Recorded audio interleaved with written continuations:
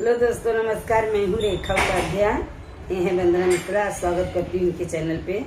आप सभी का आज एक बहुत प्यारा विवाह गीत सुनाने जा रही हूँ। आप सबको अच्छा लगेगा तो कमेंट में जरूर बताना।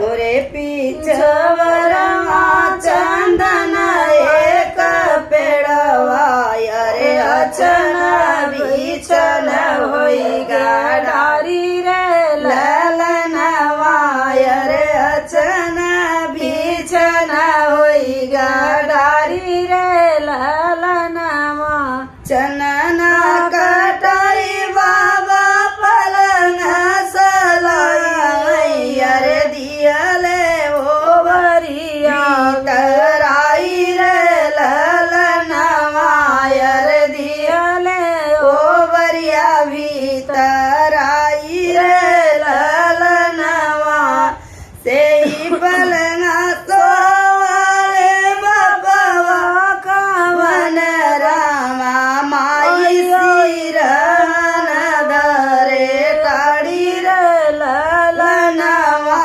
अरे माई सिरन धरे ठाड़ी रे ललनवा सोवत बाट की जगत मोरे स्वामी अरे देरिया जेव इलिसायान रे ललनवा अरे देरिया जेव इलिसायान रे ललनवा बोलिया तू जाऊ मोरी रनिया अरे तोरी बोलिया मैना सोहाई रे ललनवा अरे तोरी बोलिया मैना सोहाई रे ललनवा ऐ तोरी बोलिया मैना सोहाई रे